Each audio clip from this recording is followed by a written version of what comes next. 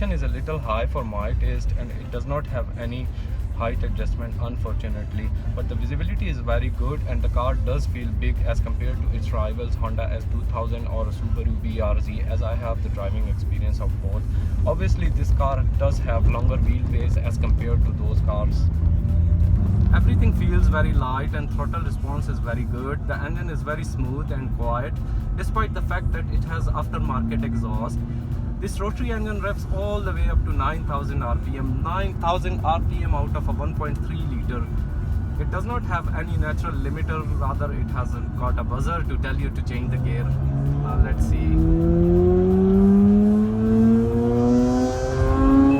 That's the buzzer.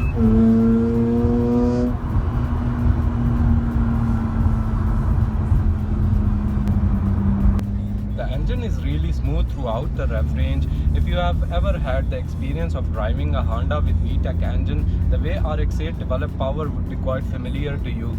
But this car doesn't have that crazy top end like the ones in the Hondas, and it builds up the power steadily.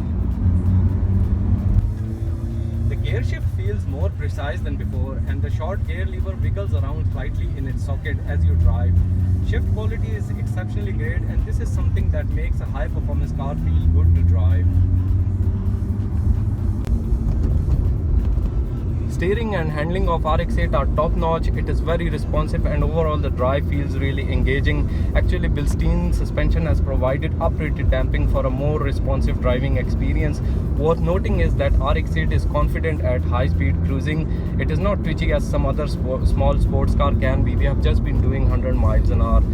There is very little body lean, grip is firm, and the quick ratio electric boost steering has good feedback and it unwinds nicely. The ride can be a bit bumpy on uneven surfaces, but overall it's a very fun and precise car to drive as you would simply expect from Mazda. With a lightweight rotary engine up front, RX-8 achieves nearly ideal weight distribution, 52:48. Mazda RX-8 is also offered with automatic transmission that includes steering wheel pedal shifters. However, I would have to say that standard 6-speed manual gearbox is the best choice among two. The RX-8 is much more enjoyable this way as the naturally aspirated rotary engine has to be revved high to access the most excitement. We have tested it several times and we have been able to get to 60 just in 6.7 seconds and with a quarter mile time of less than 15 seconds.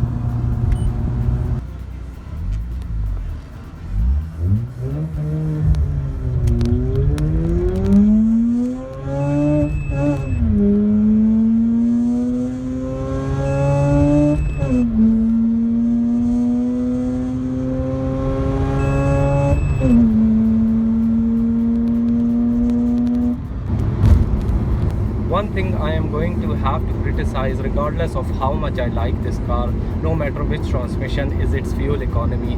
With an EPA rating of 6.5 km per liter city fuel economy and 9 km per liter highway fuel economy, the Mazda RX-8 is far from economical. This is one big negative to this car. Featuring a healthy combination of great looks, practicality and sporting performance, the RX-8 was already a highly desirable sports coupe. The additions and revisions for the R3 variant improvement on the great recipe is to offer a vehicle with even more curb appeal and an improved driving and ownership experience. The rotary engine and suicide doors are more than just a dinner party topics, they are also important elements in the car's distinctive character and practical nature.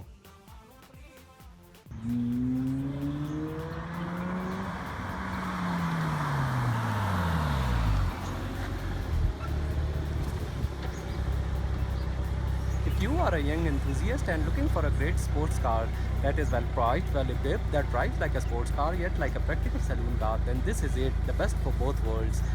As long as you don't mind its thirst for fuel and oil, then Mazda RX-8 R3 is the best option for you. And every time you drive this car, it will put a big smile on your face. Thank you for watching us. I hope you enjoyed it. If you liked this video, please leave a comment and do not forget to subscribe to our YouTube channel.